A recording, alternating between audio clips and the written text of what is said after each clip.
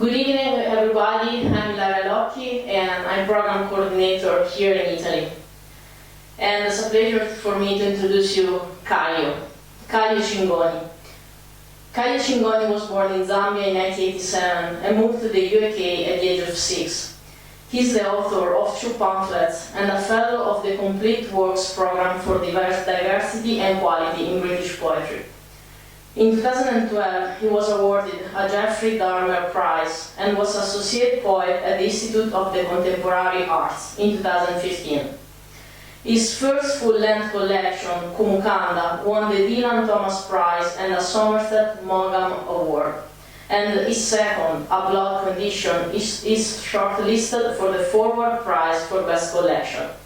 Please let me welcome Kayo. Thank you, Larry. And Gabrielle and Cassie, that was sensational. So I should say it's the Geoffrey Dahmer Prize, not the Geoffrey Dahmer Prize. Lots of people make that mistake. I don't really want that other prize. This is a poem called Nyaminyami, which is named after a river god from the Tonga people in Zambia. Some of whom belong to my family. There are several tribes in my family. And the river god has the head of a fish and the body of a snake, and this is a kind of exposition of that river god's story, which begins my book, A Blood Condition. In a country named for its river, where the river is wide and its flow gives life to those who live on its banks, in a valley where the people and river lived in accord for generations, woven as hair in a braid is woven, in such a place our story begins. Half a lifetime ago, before the Moncton Commission, when people burned their chitupas in front of the offices of district commissioners, before a blood condition passed through the populace as flame passes through forest, before load shedding, hours of power cuts, the national grid sold off to the highest bidder before the country was booming from copper and the roads were full of American cars and the salesmen plied their trade with sweet nothings, weaving their way through traffic to make their entreaties. My friend, you must hurry up and catch this Mustang before it gallops away.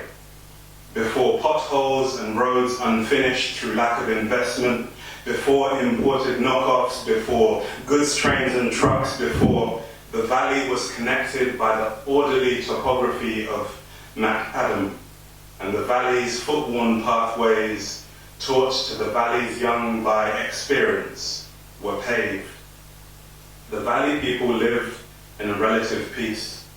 Livingston was by then long dead, and the people were free to bide after their own fashion, giving honor to the god of the river that in return for their supplication would give fish so plentiful that to a child who did not like fish, a parent would say, "My darling, here there is fish," or "there is fish."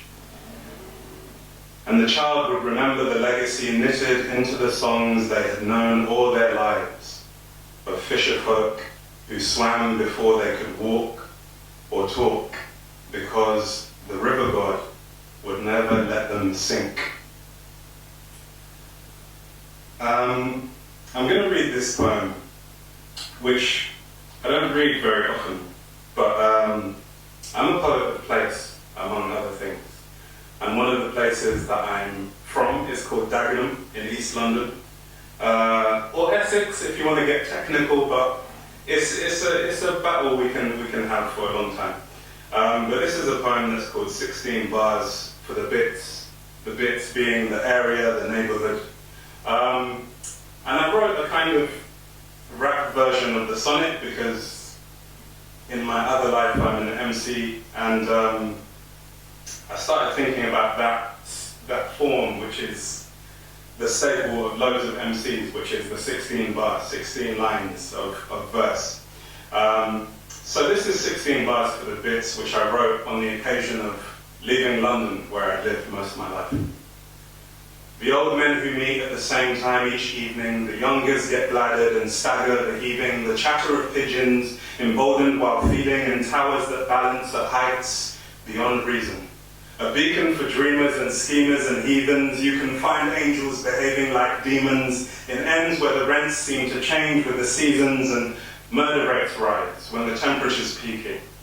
Friends changing tack interrupted while speaking, students in packs only back for the weekend, the steadfast who waited and think about leaving, the homeless in parks making bargains with breathing, the lights in the dark guide you home and you're sleeping, or tossing and turning, or scratching and wheezing, or thinking all night through the secrets you're keeping.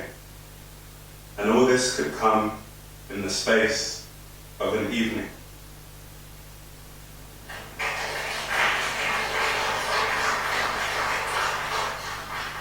I'll read two more poems. One short poem for my mother and one slightly longer poem for my dad. I think probably for a while most of my books will have elegies to my parents in them because their deaths are kind of foundational to my life. But I was trying in this book, A Blood Condition, to find some other point of ingress to the matter of grief. And this is a poem called Longing, which is about dying, I suppose, making peace with dying, and that thing that people sometimes do, which is collect religions, move between one religion and another. Longing. Towards the end, when she drifted beyond the reach of human medicine, my mother assembled a necklace of denominations: Pentecostal, Roman Catholic, Seventh-day Adventist, Anglican, and an African church that met in a school of which my mother, myself, and the pastor were the entire congregation. From this 6 months, I remember best a Christian Science reading room in Richmond, Mum leafing through a copy of The Monitor, placing her faith in words lifted to the frequency of longing, a pitch so lofty only a celestial ear could bend to it. And if the ear belonged to a person or persons outside time, that being, those beings might grant divine providence. Give my mother a sign. So you can't read one for a dead parent and not read the other. They get upset, start haunting you in unfortunate moments. So this is called Chingola Road Cemetery, which is where my dad's buried, a graveyard close to Kitwe in Zambia.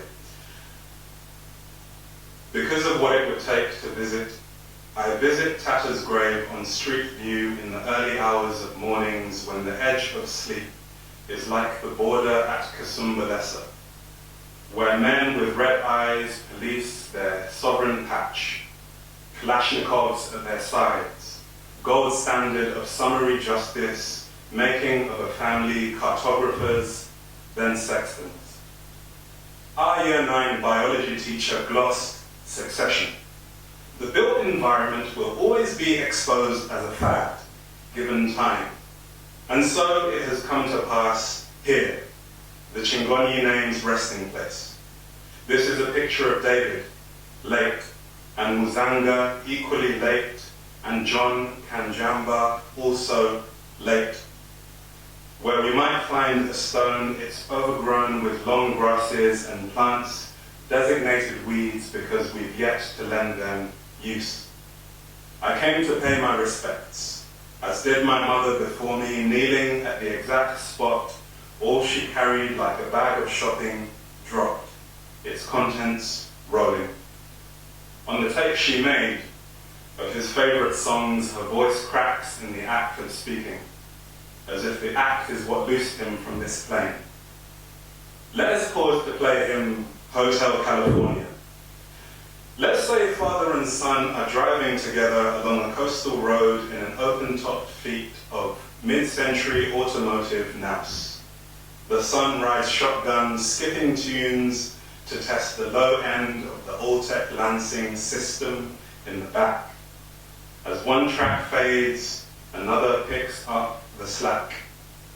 A wayfarer's tune, written in a shack on a 4-track in the 70s. Guitar, a voice threaded with regret, each word a promise that in the end, the singer could not keep.